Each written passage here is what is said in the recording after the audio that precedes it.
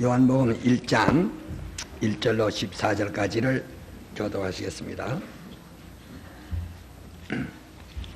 대초에 말씀에 계시니라. 이 말씀이 하나님과 함께 계셨으니 이 말씀은 곧 하나님이시니라. 그가 대초에 하나님과 함께 계셨고 만물이 그로 말미암아 지은 바 되었으니 지은 것이 하나도 그가 없이는 된 것이 없느니라. 그 안에 생명이 있었으니 이 생명은 사람들의 빛이 빛이 어둠에 빛이 되어 어둠이 깨닫지 못하더라. 하나님께서 보내심을 받은 사람이라. 이름은 요한. 저가 증거하러 왔으니 곧 빛에 대하여 증거하고 모든 사람으로 자기를 인하여 믿게 하려 함이라.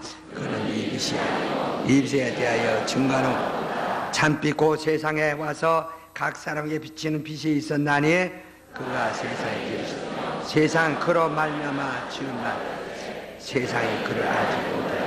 자기 땅에 오매 자기 백성이 영접지 아니하였으나 영접하는 자 곧 그 이름을 믿는 자 하나님의 자녀가 되는 권세.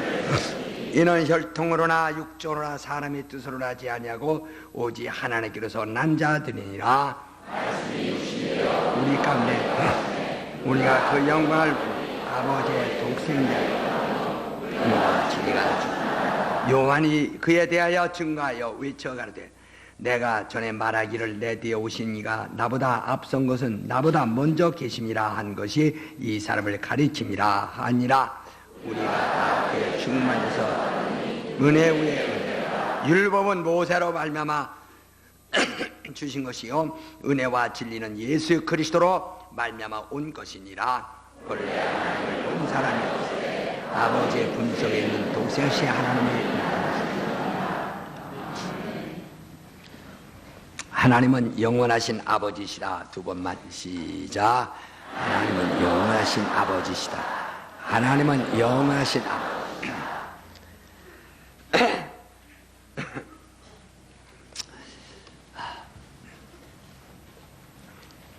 하나님은 영원하신 아버지십니다. 그런 시작한 날도 없으시고 또 끝나는 날도 없으신 영원하신 분이십니다. 하나님은 영원하신 분이십니다. 그리고 그는 하늘과 땅에 있는 천지 만물간의 모든 것을 창조하시고 또 그것들보다 영원전부터 홀로 계셨기 때문에 아버지가 되시는 겁니다. 그 위에 다른 이가 계시지 않기 때문에 하나님의 아버지 되시는 것입니다. 그 아버지와 함께 계신 말씀이 곧 하나님이라 이렇게 말씀했는데 여기서 이 말씀이 곧 하나님이시라는 이 뜻을 이해를 잘 하셔야 됩니다. 차라리 백지와 같고 어린아이 같은 사람들은 이해하기가 좋은데 생각하는 사람은 이해가 잘 안 돼요. 왜 자기가 자기 생각에 말려 들어가지고 이해를 못하는 수가 있어요. 네.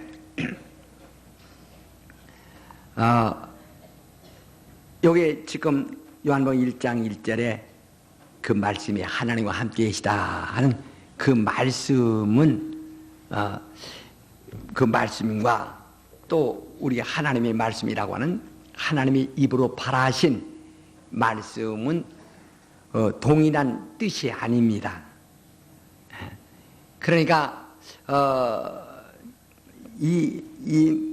지금 여기 성경에 기록되어진 이 창세부터 요한계시록까지 있는 이 기록되어진 하나님의 입으로 발하시거나 하나님 우리를 감동하셔서 가르쳐 주신 이 말씀은 그 하나님이 입으로 발하신 말씀이고, 여기 하나님과 함께 계신 이 말씀이 곧 하나님이라는 말씀은 곧 하나님을 두고 말씀하시는 것이기 때문에, 그래서 우리나라는 말씀이란 말로 통하기 때문에 그 혼돈하기 쉽습니다. 예. 그러나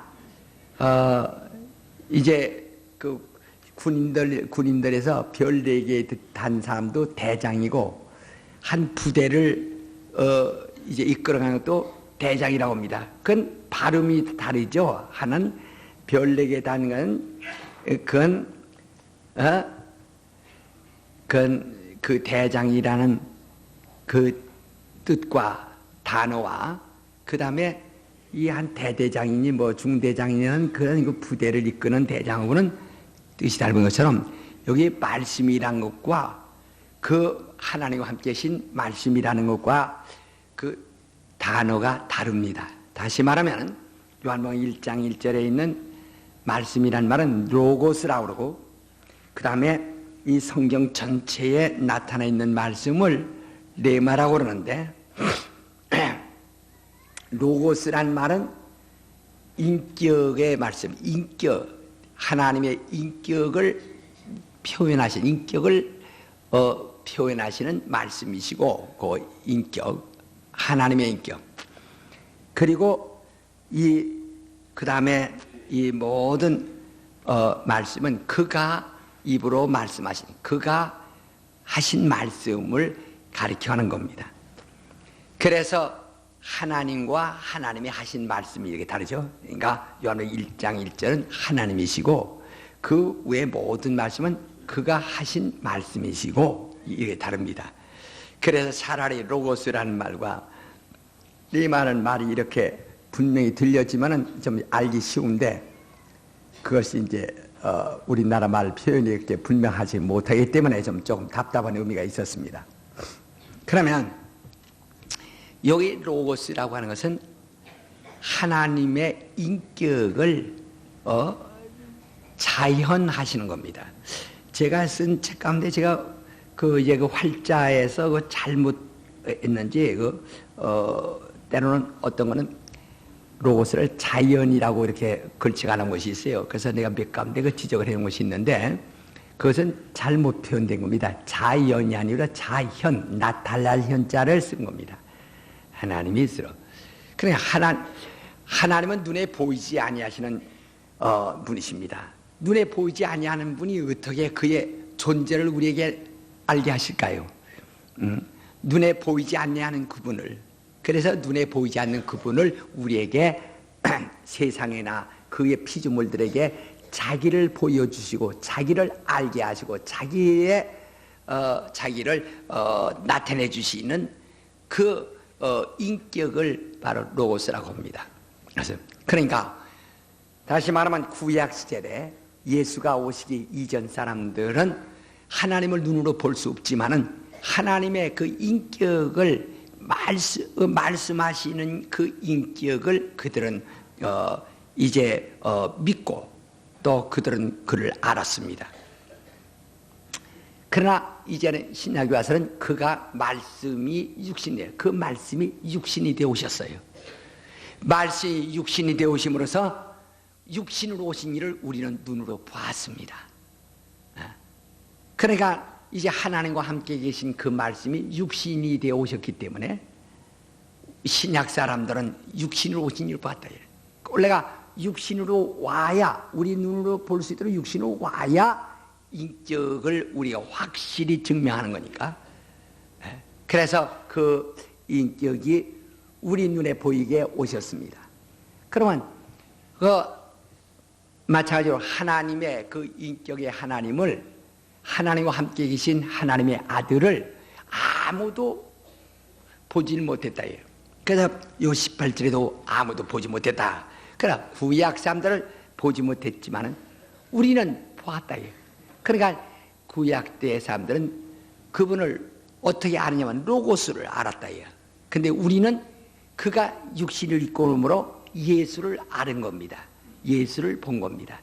그래서 구약 사람들은 예수를 보지 못하고 그를 하나님과 함께 계신 로고스를 봤고, 우리는 그 품에서 나타나신 예수를 봤고, 이러죠.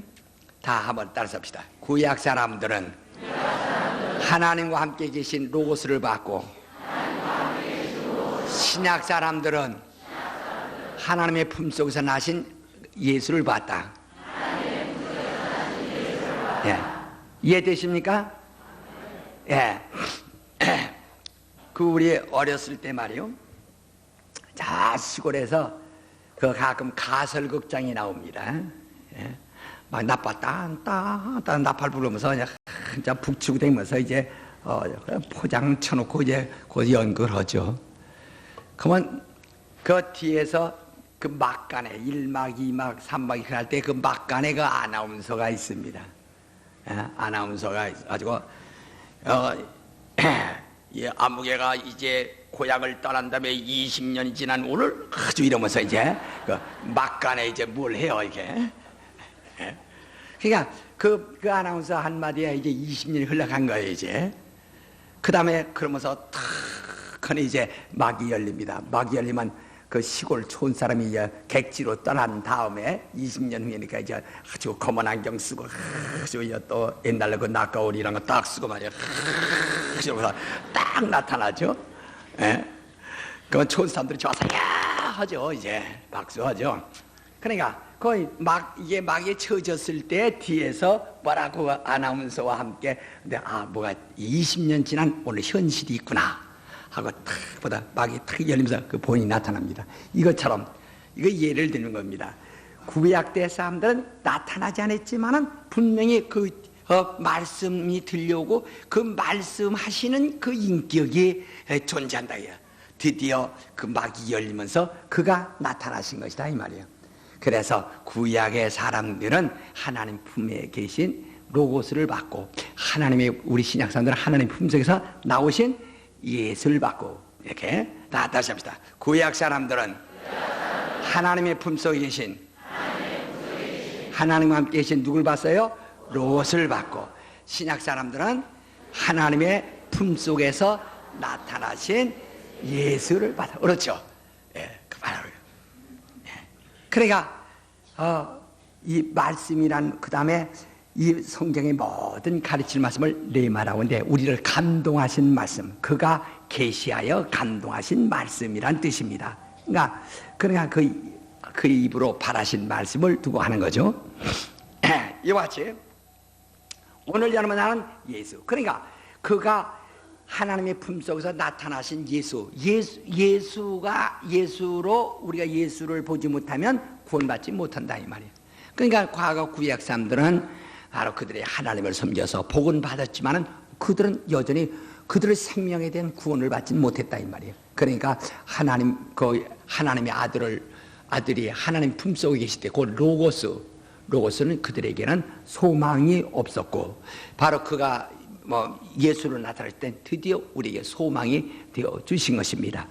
그러므로 오늘 여러분 내가 성탄절에 기뻐하고 환영하는 것은 그가 하나님의 품속에 계신 곧 하나님과 함께 계신 하나님을 보아서 기뻐하는 것이 아니라 그가 하나님 품속에서 예수로 세상에 나타나셨기 때문에 그래서 그를 믿고 그를 영접하는 거예요.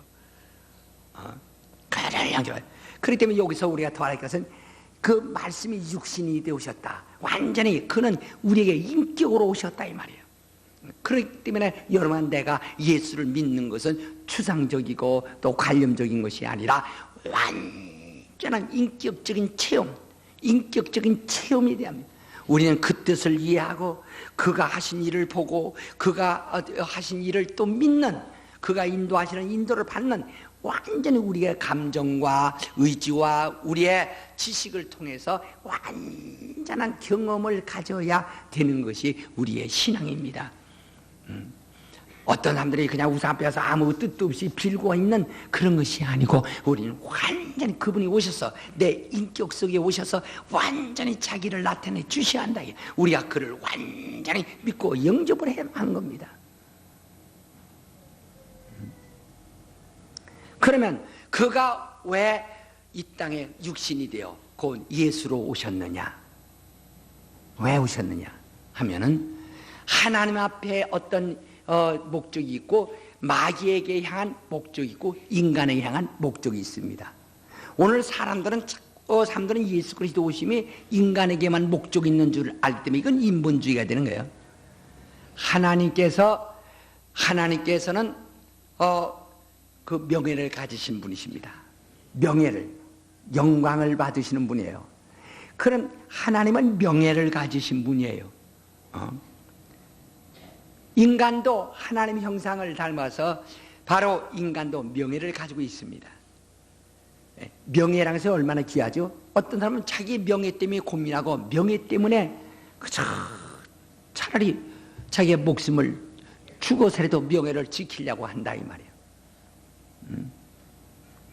그 명예가 그토록 큰 인간의 영광이니까, 하나님의 영광이니까. 그러니까 누구든지 태어날 때 김아무개, 박아무개 하는 이름을 주죠. 그 이름 자체가 그에게 부모가 준 명예죠. 이제 그가 태어나서 마침내 그가 공부를 잘합니다. 공부를 잘함으로 인해서 그가 이제 드디어 대학에 붙고 함으로써 자기 명예가 나기 시작하는 거죠. 그 다음에 그가 사회에 진출합니다. 드디어 자기 명예가 나타나죠. 사회에서 큰 일을 함으로써 명예가 나타납니다.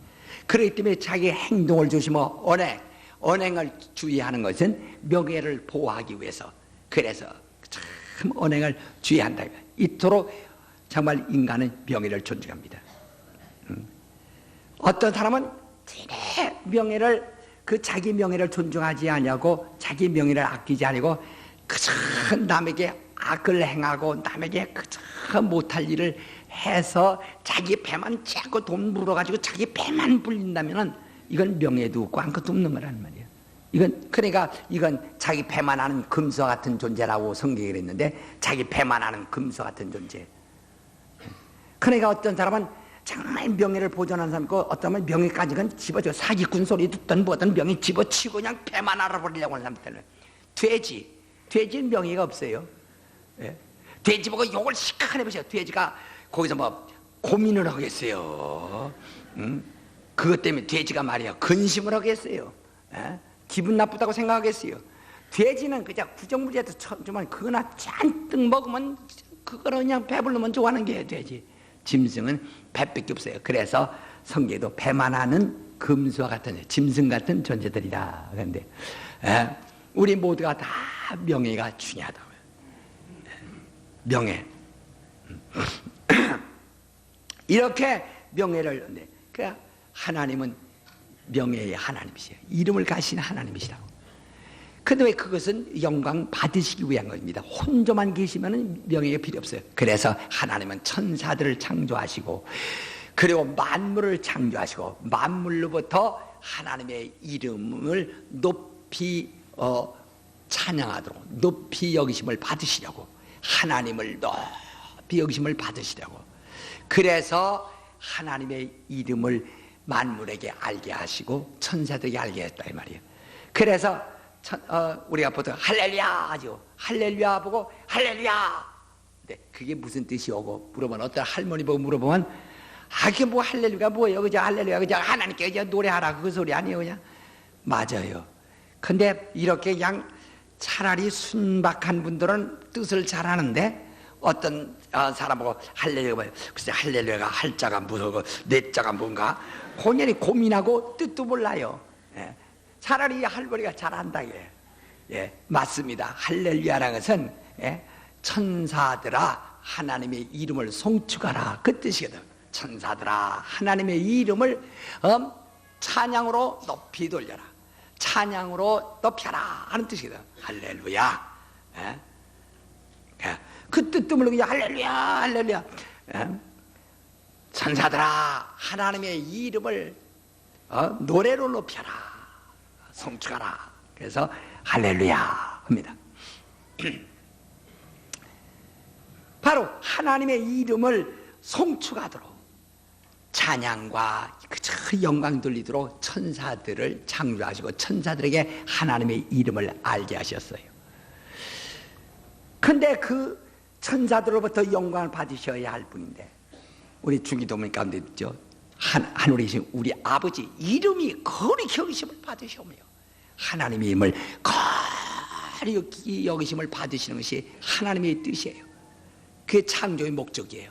그런데 천사 중 하나가 그 중에서 하나님을 노래해야 할, 정말 그 음악을 담당한 그 아주 정말 이 비파 소고를 치면서 하나님을 찬양할 천사장 하나가 그만 우쭐해 가지고 나도 하나님의 이름과 비길이라, 하나님의 이름과 대등하게 나도 스스로 내가 높이리라, 이래 가지고 타락해 버렸어요. 그래서 그를 당장 앞으로 형벌을 받을 때까지, 심판할 때까지 가두라 해가지고 그를 가두게 되었습니다. 그게 바로 사단입니다. 타락한 천사, 하나님의 이름을 망령되이 취급하고 타락한 천사가 사단입니다. 그 사단을 가두었어요. 하나님의 이름을 망령되이 끊는 것은 하나님의 원수로 여기신다. 인정할 수가 없다. 그래서 십계명에도 말이죠. 첫째 계명은 나 외에 다른 신이 없다. 다시 말해 무슨 신이? 귀신도 신입니다. 근데 그 신이라는 인격이 없다는 얘기가 아니라 영원한 신, 영원 전부터 홀로 있는 신이 없다. 모든 신은 다 창조된 신이지만은 하나님만은 홀로 계신 신이시라. 그냥 나 외에 다른 신이 없다. 두 번째는 그러므로 어떤 피조물도 신으로 만들지 마라. 사람이든 뭐래 우상 만들면 안 돼. 신으로 만들면 안 돼. 신으로 만들지 마라. 또 그러므로 하나님의 이름을 망령되게 취급하지 마라. 아무도 하나님의 이름을 망령되게 읽지 말고, 넷째 계명은 그러므로 모두가 다 하나님은 조물지어 모두가 하나님으로부터 지음을 받은 피조물이라는 것을 기억하고 하나님을 존중해야 한다 하는 것이 십계명 중에 하나님을 향한 계명, 첫째, 둘째, 셋째, 넷째까지 계명입니다. 그래서 그 마귀를 가두었어요. 이제는 심판 때까지 가두었기 때문에 하나님께서 그 마귀를 심판하시고 이제 하나님의 이름을 정말 존중하며 그 이름의 영광을 돌리도록 하기 위해서 이제는 천사에게 그 이름을 맡기지 아니하시고 하나님의 품속에 계신 독생자를 내보내사 그로 하여금 하나님의 이름을 영화롭게 하게 하시려고 그를 내보내신 겁니다. 그래서 예수 그리스도 하나님의 품속에 계신 독생하신 자가 이제는 직접 하나님의 품에서 나오셔서 그가 하나님의 이름을 영화롭게 하실 목적으로 오셔서 하나님의 이름을 영원하게 하신다. 그래서 누가 내 이름으로 기도하면 하고 말하는데, 예수 내 이름이라고 하신 예수 이름은 본래 아버지 이름이었는데 아들에게 준 이름이라고 요한복음 17장 11절 12절에 말씀드렸죠. 그러니까 아버지 이름을 아들에게 주었는데 너희는 내 이름으로 기도하면 아버지가 영광 받으시고 그랬어요. 그러니까 기도할 때 끝마다 예수님을 기도합나이다, 사실 이렇게 붙이라는 뜻은 아닙니다. 대개 한국 사람과 일본 사람들이 대개 끝머리다 예수님이 기도합나이다 이렇게 하는데, 실상은 그냥 그건 먼저 붙이는 것이 더 옳습니다. 끝머리 붙이는 것이 아니라. 그러니까 하늘에 계신, 주기도문에서 말한 같이 하늘에 계신 우리 아버지 이름을 거룩히 여김을 받으시오며 하고 하나님의 이름을 영원하게 하고 나중에는 아멘으로 끝나도 된다고요. 그러니까 한국 사람들은 예수님을 기도합나이다는 그 끝머리가 있어야 그 기도 끝난 줄 알고 이렇게다가 예수님을 기도합니다 안 하면 마냥 있어. 그리고 아멘은 이제 시부정청이 끝난 것 같은 기분 느낀다 이 말이에요. 그러나 실상은 네가 내 이름을 기도하면 아버지가 영광 받으신다. 그만큼 예수는 아버지 이름의 영광 위에서 오신 거예요. 오셨고 그 다음에 아버지 이름을 망령되이 취급하고 아버지에게 근심을 끼친 이 원수를 멸하기 위해서 바로 그가 이 땅에 나타나신 겁니다. 드디어 그는 십자가에 죽으시고 부활하심으로 바로 음부의 열쇠를 가지시고 그를 형벌하시게 되었다 이 말이에요. 그래서 예수께서 죽으셨다가 부활하심으로 마귀는 영원히 형벌받고, 또 마귀를 형벌하기 위해 오시는 길에 아브라함에게 내가 이 땅에 오리라고 하는 약속, 대적의 문을 밟는 자가 오리라고 창세기 22장 16절에 말했다 이 말이에요. 대적의 문을 밟는 자가 오리라. 내가 이 땅에 오리라고 말씀하시고, 아브라함의 자손이 예수 그리스도 오실 길이요 안내자가 되었다가 마침내 아브라함의 후손 가운데서 그가 나타나셔서 드디어 마귀의 일을 멸하신 겁니다. 멸하시고, 그리고 예수께서 죽으시고 부활하심으로 완전히 마귀의 일을 멸하시고, 곧 하나님을 모독하고 하나님을 근심케 한 이 원수를 심판하시고, 그리고 그가 흘리신 피로 아브라함이 자손을 구원하려고 하시는, 곧 믿음의 자손들을 구원하려고 하시는 것입니다. 그러니까 누구든지, 그러나 인간들이 다 예수 그리스도의 오실 안내자로 태어났지만은, 그러나 그 사람들이 마귀를 따르며 마귀에게 속아서 마귀를 쫓으면 함께 망하는 거예요. 그러나 누구든지 하나님의 아들과 함께 하나님의 이름을 영원하게 하고 하나님을 존중하는 자는 그 피로 깨끗하게 하셔서 그들을 구원하시는 겁니다. 그러므로 예수 그리스도는 하나님을 위해서는 바로 영광을 돌려오시며, 바로 마귀를 향해서는 형벌하러 오시며, 인류를 향해서는 구원하러 오셨는데, 그는 이미 하나님의 이름을 망령되치고 모독한 마귀를 멸하기 위해 오실 때 오셔서 그가 마귀를 멸하시고 비로소 하나님께 모든 영광을 돌리고, 그리고 바로 우리는 그리스도의 피로 바로 깨끗함 받고 거룩하게 구원을 받는 것입니다. 그래서 우리 모든 걸 다 생각하고, 인간만 생각하면 우리 인간을 위해서 오신 분 같고, 마귀 쪽만 생각하면 마귀를 멸하러 오신 것 같고, 하나님 쪽만 보면 하나님의 이름을 위해서 오신 분 같습니다.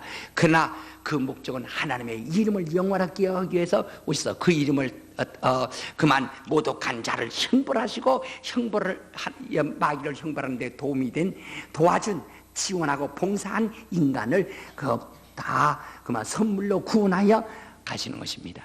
그러므로 예수 그리스도가 십자가 죽으시고 부활하신 다음에 비로소 오늘 여러분 내가 구원을 받은 거예요. 그 전엔 마귀를 멸하시러 오셨기 때문에 마귀를 멸하시고, 그 마귀를 멸하신 일을 돕고, 그 다음에 하나님의 일을 지지한 자들을 갖다가 그리스도께서 이제 성령을 보내서 복음을 알게 하시고 우리를 구원하려 하시는 것입니다.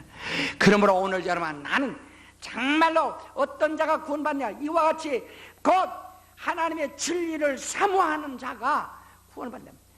오직 하나님은 누구냐? 영광을 받으셔야 할 분이 하나님이요. 마귀 누구냐?